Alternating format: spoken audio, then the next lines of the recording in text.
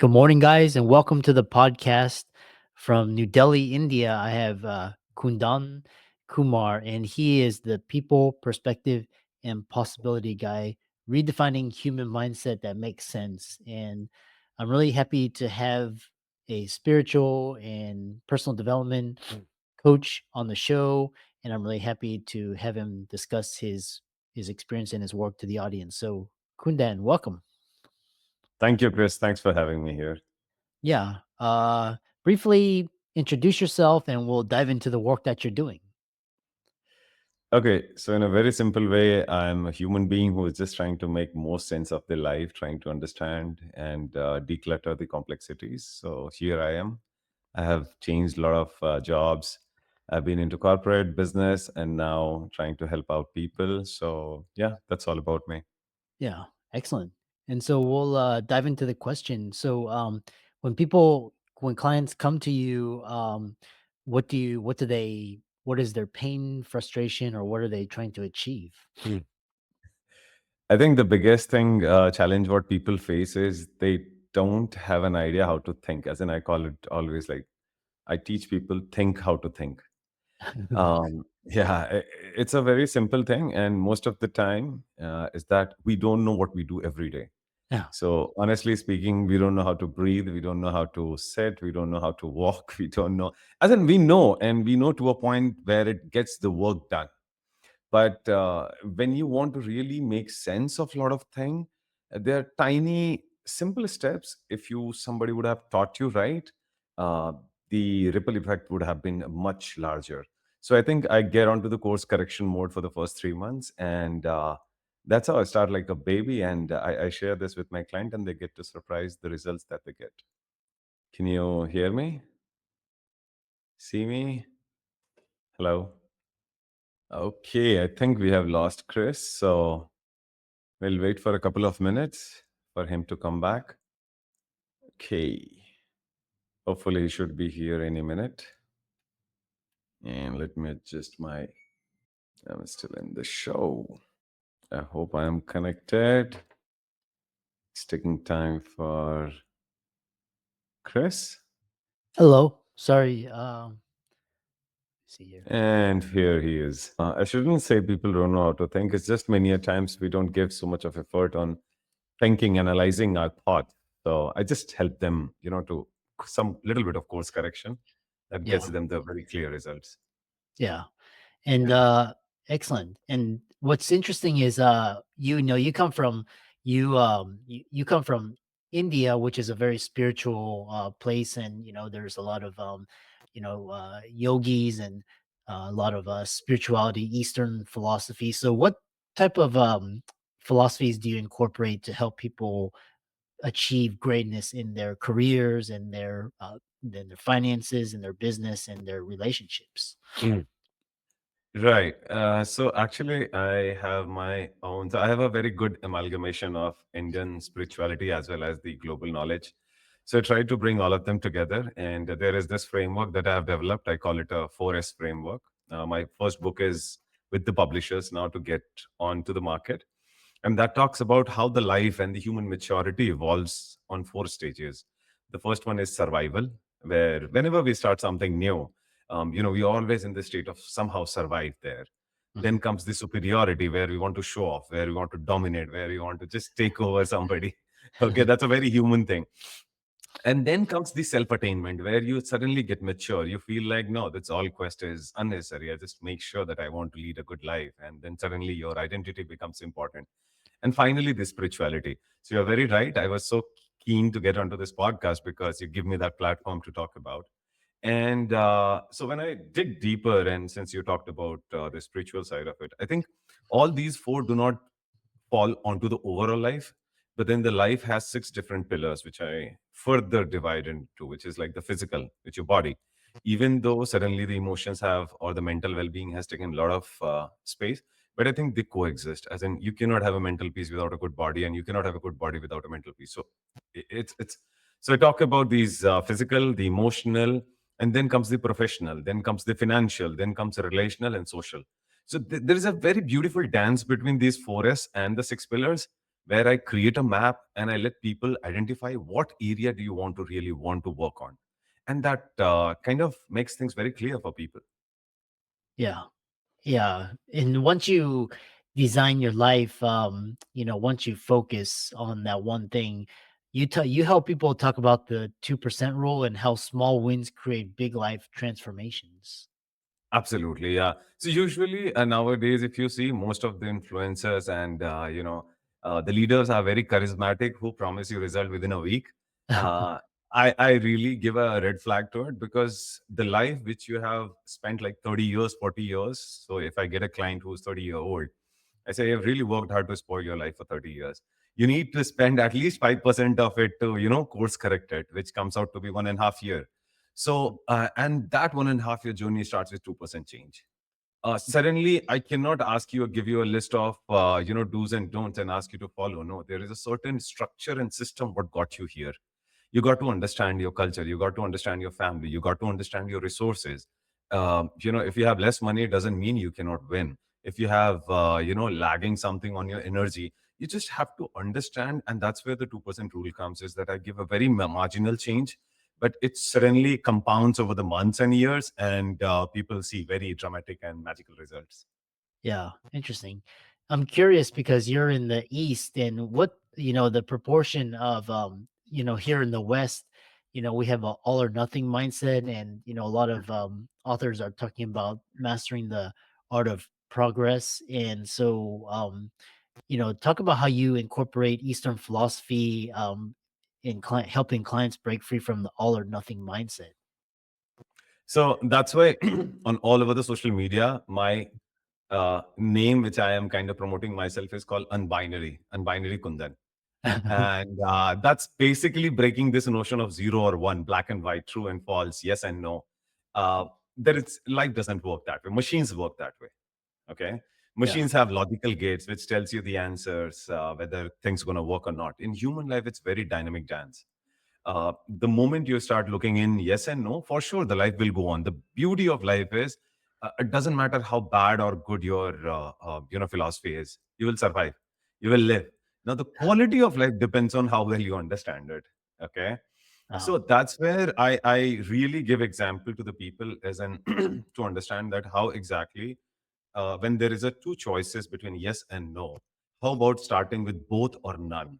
You shouldn't just jump onto one conclusion and leaving the other, because there is always a polarity. So there could be a chance, and if your analysis leads to just one of the answers, bingo. But the moment you don't let your brain even think on both the options or none of the options, I think is a disaster and it's a waste of human brain. huh. Interesting. Yeah. That's very interesting. Um, the other thing is, talk about how you promote systemic thinking, helping someone tackle complex life challenges, whether personal or professional. Yeah. So as you can understand, even though my conversation is very Western, there are a lot of muscle fibers within it is Eastern and spiritual. So why I do not want to put it right at the heading of being spiritual, because it repels many of the rational thinkers. It suddenly feels like something goody goody talk or something. You just talk about being nice, and the moment you step out of the room, it doesn't help you anyways. So sorry, coming back to what you said is if you really look into, and it took me 20 years to reach here to understand all these things. We all are outcome of certain system, right? And that system could be our country. So suddenly somebody coming from India has a certain set of traits that we share, and that's come from a nationality, a system. Okay. Hello? Yeah, I can hear you fine. Okay, suddenly there was a glitch, so I thought of. Anyways, so I very much believe in a line which I call it: we all are, our behavior is outcome of the the structure. So, for example, we both are sitting online is a structural thing that we have to talk online, and we are nice, we are smiling to each other, and this fine. Had it been a different structure, we both have been sitting, face to face, I'm sure the energy would have been different. Our behaviors would have been slightly different. Okay, so I try to let people understand that what system you are operating in. So let's say if we are talking only about professional pillar, tell me about your job, about your company, about the people you are working, what kind of system you are sitting. If that system is not helping you, change the system. But if there is something good in that system, you should stick to it. Now, suddenly, if somebody is going through a personal problem, I want to understand the system of their house, of their family, of their society. You cannot mix both of them. So that systemic thinking is very important, because we don't exist solo. We exist to operate as a system. You know, even the outside world, where the humans are the I can say the smallest entity, where like we coming together form a family, bunch of families coming together forms a society, those society coming together forms a country, and so that's a system. Now, the moment you start moving inside your body, then suddenly there is a system. That respiratory system is there, the cardiovascular system is there, your you know nervous system is there. All of these coming together to form you as a system. So I am very much a big fan of anybody who I want to work with. I want to understand your system, so Mm, that whatever I am saying, I just suddenly cannot say anybody that, hey, you should eat avocado for to being healthy.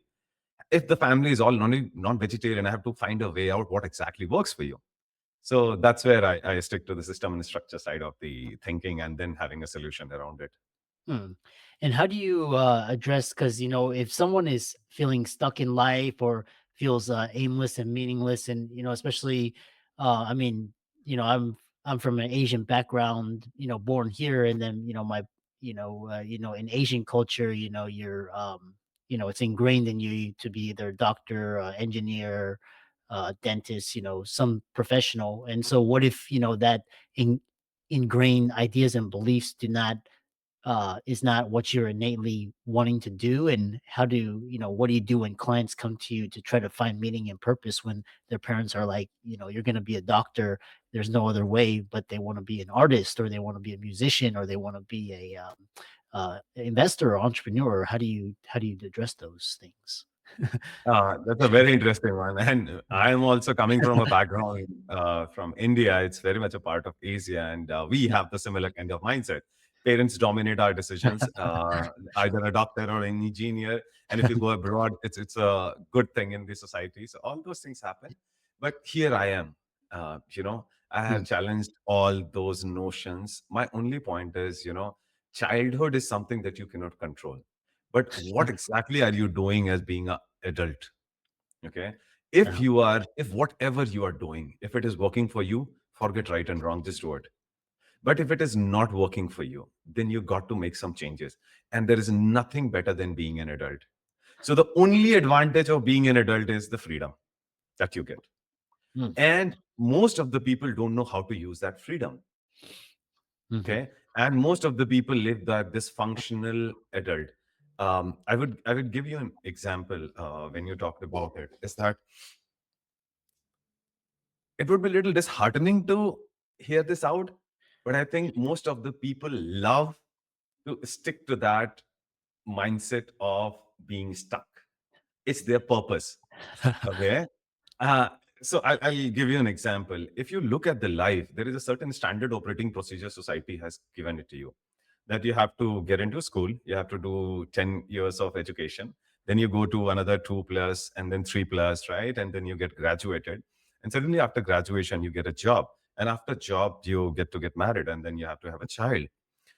The moment if you give somebody, like let's take an example of job, suddenly you got a freedom. What do you do with the freedom? You go and party out wild.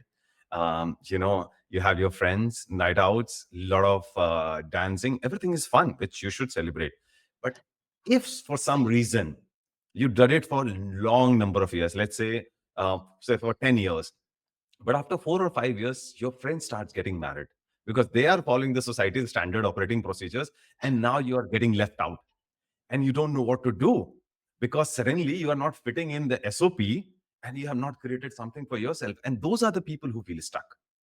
Mm. The moment you know that, hey, I have to utilize my time, I have to make something. Okay, there are advantages of being single and there are advantages of being married. But the people who are married are stuck in the marriage, and the people who are single are stuck not finding somebody. So I believe this is more of a mindset where I work with people. I really diagnose them. Are they even really ready to open? Coming to an expert doesn't mean that you are open for it. Okay. And many a times it's your purpose that keeps you busy to remain stuck. It gives you a brain something to complain to the world, and you feel superior, and it goes on and on and on. So out of all the people, There are a lot of people I turn down because they are still not ready to be changed. Only 5 or 7% people, I believe, who really want to change, and they find the way. So being stuck is both the outcome. There are situations where it holds you, but it's hardly 1 or 2%. Most of the people who are stuck, you got to look back and understand that, do you really want to change? And if yes, you have a lot of people like Chris and me to help you out. It's Mm, a saying in India that once you start, the moment you start looking for learning, you find your teacher. mm. Yeah, Yeah. fascinating. Um, the other question I have for you is because you were talking about in a lot of we're programmed like you talked about freedom as an adult, um, but before that, you're conditioned by your parents and society to think and believe and act in certain ways. And what if like somebody's like for example, there's a lot of doctors on the podcast listening, and they're listening to this. They're like, yeah, I went to school, got into debt, I went to med school, residency, I'm attending, I have a nice job, I have a wife and kids and car, we can all of this. And then suddenly they wake up one day and they're like, my life is a fake. This is not what I Right. want to do. How Yeah. does one develop self-awareness to prevent themselves from getting into this situation and just wasting like decades of their life doing something that, they were programmed to do versus what they wanted to do? Yeah. So I believe nothing happens overnight unless you Yeah, have met a very big accident or suddenly somebody has died right in front of you. Unless there is a big structural changes, nobody, gets that awakening. yeah, There is a high possibility that it has been brewing inside, which you have been suppressing, yeah, and suddenly one day you say enough. Okay. So, well, welcome to that. The idea is we ask anybody that however heightened emotion you are, whether it is a good or bad one, try not to take a decision. Just hold it for a day or two, because you'll see a lot of people make decisions on the happy hour saying that from tomorrow I'm going to give it to my boss. Or, I'm going to start my company. And the next Monday morning, you see them back onto their, regular routine. So it's beautiful. And that's, I think, is the beauty of being human, honestly.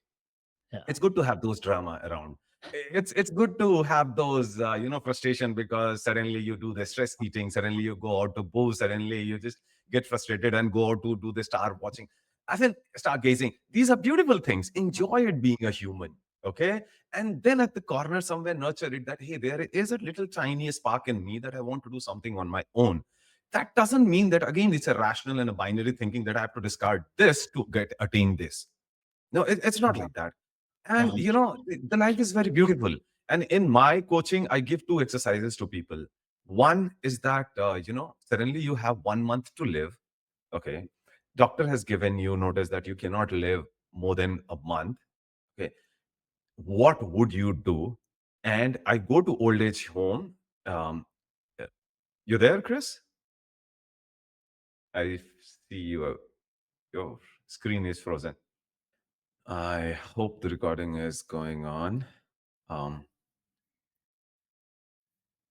Now, I'm totally enjoying it with the Chris, so I don't want to lose his expressions. It's feels good to have a buddy while you're talking. And we'll wait. Okay. We'll wait for a couple of minutes. I think Chris would be back any minute. There is some internet challenges that he's facing. All right, all right. It's a fun conversation.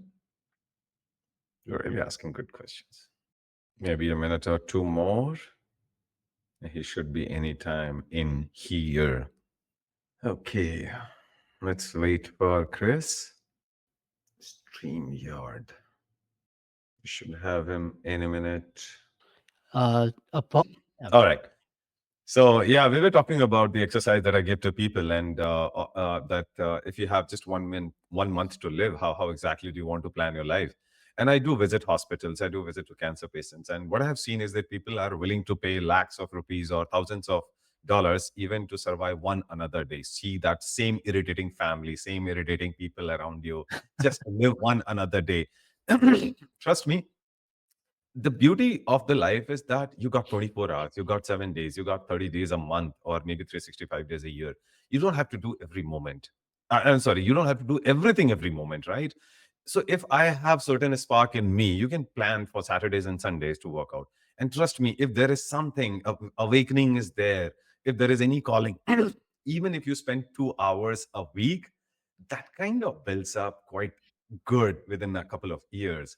So it's many a times, being a adult, that's the beauty, and let your brain go wild, let your child play. I think it comes out to be something very, being that human. I enjoy that human drama, and even in me, I love that. Yeah. And how can people contact you and connect with you and learn from you? So mostly I'm active on LinkedIn because I think that's the crowd where I resonate most. Mhm. I am all across, even if you Google me by the name of Unbinary Kundan, it's UNBINARYKUNDAN. You'll find all about me. It's like all my podcasts, all my, website. You'll get to know my LinkedIn, Instagram page, but mostly I'm active on LinkedIn. And yeah, I'm still trying to work out my books. So hopefully a lot of word will spread around. Excellent. Thanks so much for coming on and keep up the great work. Sure. And Chris, I just want to admire that the kind of questions you came up with was one of the best ones I have had on the podcast. I really enjoyed it. That was really good. And I'm sure you're working hard for your people. So thank you so much for doing this, Chris. Yeah. Thank you. And I really enjoy talking to you, and I love your passion and your energy. Thank you. Same here. All right. Then all the best to you. Yeah.